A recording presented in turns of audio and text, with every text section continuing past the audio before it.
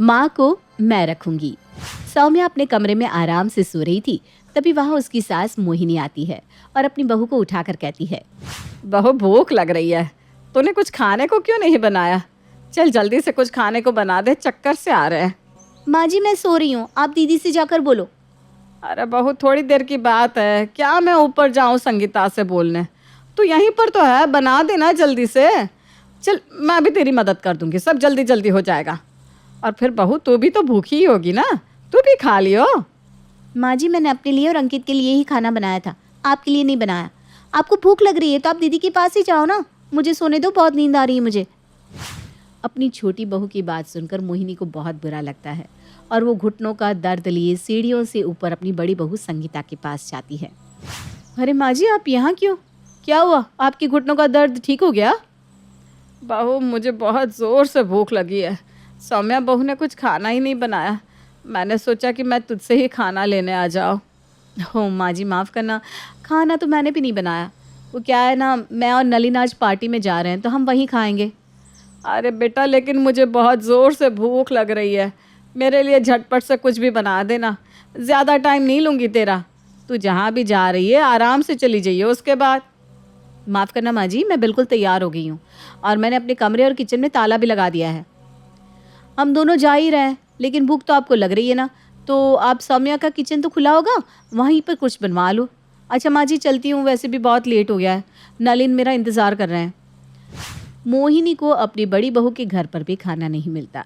वो चुपचाप नीचे अपने कमरे में जाकर सो जाती है। ऐसे ही कुछ दिनों बाद सौम्या अपने पति के साथ घूमने जाती है तो अपनी जेठानी और सास से कहती है, माँ जी मैं और अंकित घूमने जा रहे हैं, 3-4 दिनों में आ जाएंगे, तो मैं अपने कमरे में ताला लगा रही हूँ, तब तक आप अपनी बड़ी बहू के घर में ही रहना। अरे अरे सौम्या ये क्या तरीका है? तुम घूमने ही तो जा रही हो ना, घर में ताला लगाने की क्या ज़रूरत है?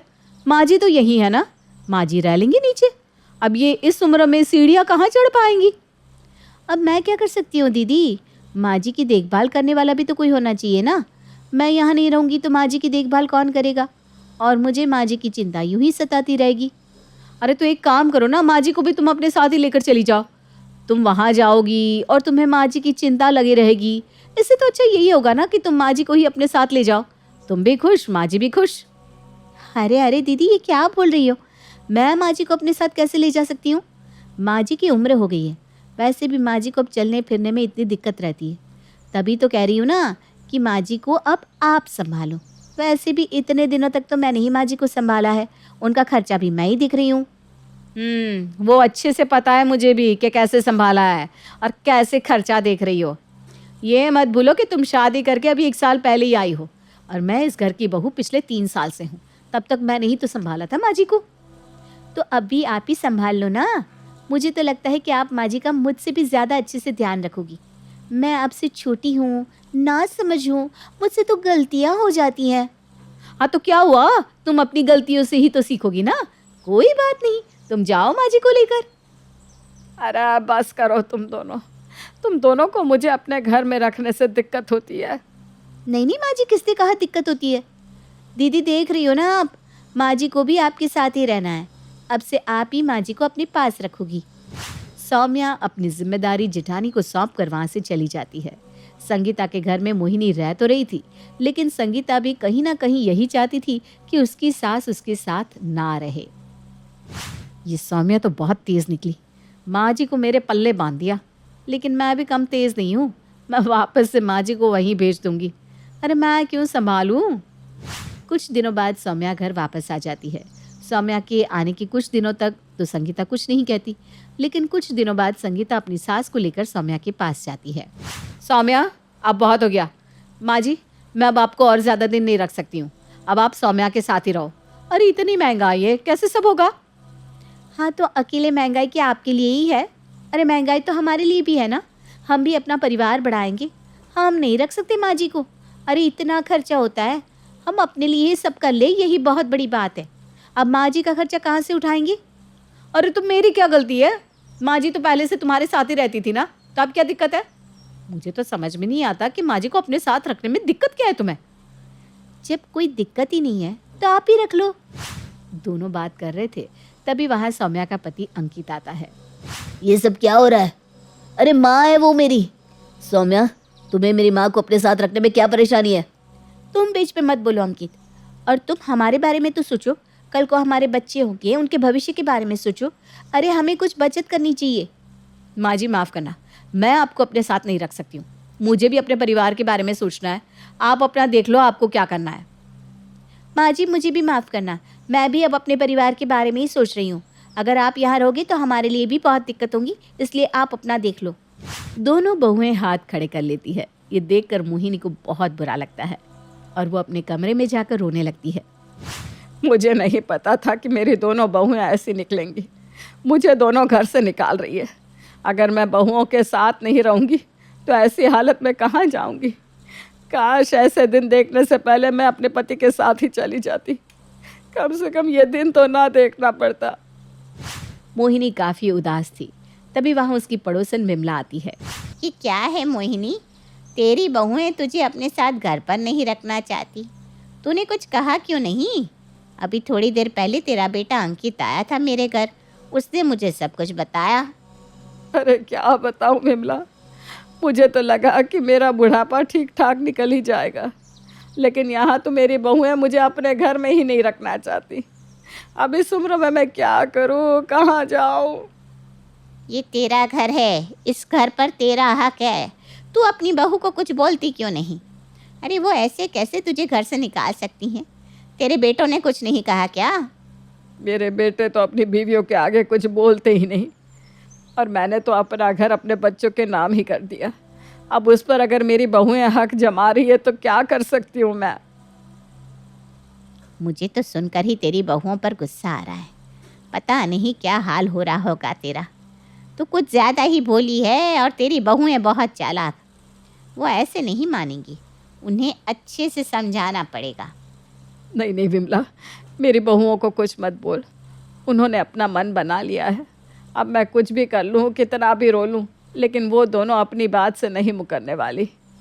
बस तू अब मुझे ये बता कि मैं कहाँ जा सकती हूँ। तेरी नज़र में कोई वृद्धाश्रम है क्या? मोहिनी और विमला बात कर रही थी, तभी मोहिनी की दोनों बहुएं आती है और मोहिनी के पैर पकड़ती हैं। माँ जी हमें माफ़ कर दो। माँ जी हमें माफ़ कर दो। माँ जी आप कहीं नहीं जाओगे, मुझसे बहुत बड़ी गलती हो गई, माफ़ कर दो। मुझसे भी बहुत बड़ी गलती हो गई है माँ जी।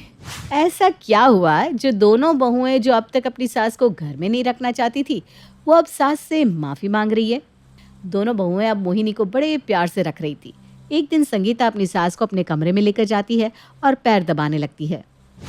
माँ जी आप मेरी पहले की हरकतों को दिल पर मत लगाना। मैंने जो भी बोला वो बस ऊपरी मन से बोला था। मैं आपके बारे में कभी ऐसे सोच भी नहीं सकती हूँ। आप तो मेरी माँ हो। बहू तो मुझे इतना प्यार दे रही है, सच में। अभी मेरे पास देने को कुछ नहीं है, लेकिन अगर मेरे पास कुछ होता तो मैं तुझे ही दे देती सब कुछ। माँ जी आप भी क्या बात कर रही हो? अरे आपकी लाडली बहू हूँ मैं। आपके पास जो भी होगा आप वो तो मुझे खुद ही दे दोगी, मांगने की ज़रूरत ही नहीं है मुझे। हाँ यह तो बिल्कुल सही कह रही है तू। वैसे आज खाने में क्या बना रही है? माँ जी आप जो कहेंगी वो बना दूंगी। आखिर आपकी पसंद का ही खाना बनना चाहिए। आप जो बोलोगी मैं वही बनाऊंगी। अच्छा ये सब छोड़िए माँ जी, ये बताइए आपकी कोई ज़मीन है जो अब सरकार को बिक गई है, जिसके आपको 5 करोड़ रुपए मिल रहे हैं? संगीता की बात का मोहिनी जवाब देने जा रही थी, तभी वहाँ सौम्या आ जाती है। माँ जी आप यहाँ हो और मैं आपको पूरे घर में देख रही थी। और दीदी आपकी दिक्कत क्या है? अब माँ जी को अपने साथ किससे पूछ कर लेकर आई? हाँ तुमसे बड़ी हूँ मैं, मुझे माँ जी को अपने घर में रखने के लिए तुमसे पूछने की ज़रूरत नहीं है। मेरा मन है, मेरी माँ जी है, मैं अपने साथ इसे अपने घर में ही रखूँगी ना। वैसे भी तुमने अभी तक तो माँ जी की कदर नहीं की थी। आपको जैसे बहुत कदर है माँ जी की। अरे माँ जी मेरे साथ रहेंगी, अब तक तो मेरे साथ ही थी तो आगे भी मेरे साथ ही रहेंगी। बड़ी आई माँ जी को अपने साथ रखने वाली। मुझे अच्छे से पता है आप माँ जी को अपने साथ क्यों रखना चाहती हैं। माँ जी चलिए आप मेरे साथ चलिए। माँ जी कहीं नहीं जाएंगी। मुझे भी पता है जो कल तक माँ जी को घर में नहीं देखना चाहती थी, उससे आज माँ जी पर इतना प्यार क्यों आ रहा है। माँ जी को तुम बिल्कुल भी अच्छे से नहीं रखती हो, इसलिए माँ जी मेरे साथ ही रहेंगी। माँ जी आपकी लाडली बहू मैं हूँ ना, अब खुद ही बता दो दीदी को कि आप मेरे साथ मेरे ही घर में रहोगी। हाँ माँ जी आप बता ही दो अब तो। मुझे पता है आपका मन है मेरे साथ रहने का। अब आप सौम्या को भी बता दो ताकि उसके मन की बात भी रह जाए। तुम दोनों को ही मेरी इतनी फिक्र है तो मैं एक हफ्ता सौम्या बहू के घर रहूँगी और एक हफ्ता संगीता बहू के साथ। तुम दोनों को बुरा भी नहीं लगेगा और दोनों के मन की बात भी रह जाएगी। हाँ ये ठीक है। हाँ ये ठीक है। दोनों बहुएं अब अपनी सास की हद से ज़्यादा सेवा करने लग गई थी। मोहिनी को कुछ समझ में नहीं आ रहा था, लेकिन अब वो बहुत खुश थी क्योंकि अब उसकी दोनों बहुएं उसकी सेवा करती थी। कुछ दिनों बाद मोहिनी नहा के निकलती है, तभी वहाँ सौम्या आ जाती है। माँ जी, मैं आपका ही इंतज़ार कर रही थी। आपके लिए मैंने खास तड़के वाला दलिया बनाया है, आप खा लो, मैं आपके कपड़े तब तक धो देती हूँ। अरे नहीं बहू, कपड़े धोने की ज़रूरत नहीं है, मैं खुद धो लूँगी। वैसे भी तुम मेरे लिए इतना सब कुछ कर रही है, कपड़े तो मैं खुद धो ही सकती हूँ ना। जा तो आराम कर ले बेटा। माँ जी, मेरे होते हुए आप कपड़े धोने लगो तो मुझे आराम कहाँ मिलेगा। मुझे सच में बिल्कुल अच्छा नहीं लगेगा अगर आप कपड़े धोएंगी तो। हटिए आप, मैं धो देती हूँ। अरे जुग जुग जी बहू, भगवान तुझे सारी खुशियाँ दे। आज के समय में ऐसी बहुएं कहाँ मिलती है। हाँ माँ जी, आज के समय में आपके जैसी इतनी अच्छी और प्यारी सास भी कहाँ मिलती है। आप बहुत अच्छी हो माँ जी। अच्छा माँ जी, अब जल्दी से दलिया खा लो ना, गर्मा गर्म है। मोहिनी अपने कमरे में जाकर खाना खाने लगती है और सौम्या मोहिनी के कपड़े धोने लगती है। कुछ दिनों बाद सौम्या अपनी सास से पूछती है, माँ जी, मैंने सुना है कि कोई ज़मीन सरकार ने काफ़ी करोड़ों में खरीदी है, क्योंकि उस ज़मीन पर हाईवे बन रहा है, इसलिए वो जिसकी भी ज़मीन थी अब वो करोड़ों के दाम में जा रही है। अच्छा, उन लोगों की तो किस्मत चमक गई होगी। अगर ऐसे ही हमारा भी कुछ भला हो जाए तो हमारा भी भविष्य बन जाए। जी माँ जी, वही तो मैं सोच रही हूँ, काश कोई ज़मीन हमारी भी होती। वैसे भी ना आजकल मुझे बहुत टेंशन रहती है, अंकित का काम भी नहीं चल रहा है, बहुत दिक्कत होती है। अरे बहू, इतनी दिक्कत हो रही है तो मुझे बताती, मैं संगीता बहू के घर में रह लेती। मेरे यहाँ रहने से तेरे भी काफ़ी खर्चे बढ़ गए होंगे, मेरी दवाई, खाना पीना। अरे अरे माँ जी, आप कैसी बात कर रही हो। आपके यहाँ रहने से खर्चे थोड़ी ना बढ़ सकते। आपकी वजह से तो हमारे सर पर आशीर्वाद बना है। मैं तो बस यही चाहती हूँ कि कहीं कुछ ऐसा हो जाए कि हमारे पास भी बहुत सारे पैसे आ जाए। अरे बहू, तू चिंता मत कर, भगवान है ना ऊपर, वो सब देख रहा है और उन्होंने तेरे लिए भी ज़रूर कुछ अच्छा ही सोचा होगा। हाँ माँ जी, मैं भी बस अच्छे होने का इंतज़ार कर रही हूँ। दोनों बहुएं काफ़ी परेशान थी और मोहिनी की सेवा करती रहती थी। कुछ दिनों बाद सौम्या के घर मोहिनी एक दिन ज़्यादा रुक जाती है तो संगीता को बहुत गुस्सा आता है। सौम्या, तुम चाहती क्या हो? माँ जी ने कह दिया ना कि वो एक हफ्ता यहाँ रहेगी, एक हफ्ता मेरे घर, तो तुमने माँ जी को अपने घर एक दिन ज़्यादा क्यों रोका? अरे बहू, मुझे सौम्या बहू ने नहीं रोका था, वो तो मैं यहाँ खुद ही रुक गई थी। ऊपर सीढ़ियाँ चढ़ने में दिक्कत होती है ना, तो मैं सोच रही हूँ कि अब मैं यहीं रुक जाऊँ। अरे नहीं नहीं नहीं माँ जी, इसमें आपकी कोई गलती नहीं है। ये सब ना सौम्या का ही किया धरा है, उसने ही आपके कान भरे हैं, तभी तो अब आप मेरे घर रहना नहीं चाहती हो, लेकिन मैं ऐसा नहीं होने दूंगी। अरे बहू, मैं बोल तो रही हूँ कि मैं खुद ही नहीं आई, तू सौम्या पर गलत इल्ज़ाम क्यों लगा रही है? माँ जी, आप ना बहुत भोली हो, आप सौम्या की चालाकी नहीं समझती हो, लेकिन मैं ये सब बहुत अच्छे से समझती हूँ। दीदी, माँ जी सही कह रही हैं, मैंने माँ जी को नहीं रोका यहाँ, लेकिन मैं माँ जी को रोकना तो चाहती हूँ। अरे जब माँ जी का यहाँ दिल लग रहा है तो आपको क्यों मिर्च लग रही है। तुम ना अपनी ज़ुबान संभाल कर बात करो। माँ जी, आप चलो मेरे साथ, आप मेरे साथ ही रहोगी। पता नहीं कौन सा जादू टोना किया है इसने आप पर। माँ जी कहीं नहीं जाएंगी। माँ जी का यहाँ रुकने का मन है तो माँ जी अब यहीं रुकेंगी। मैं भी देखती हूँ कौन माँ जी के साथ ज़बरदस्ती करता है और उन्हें यहाँ से लेकर जाता है। ठीक है, फिर अब तो देख ही लेते हैं। तुम ये सब पैसों के लिए कर रही हो ना, माँ जी की तो तुम्हें फिक्र है नहीं।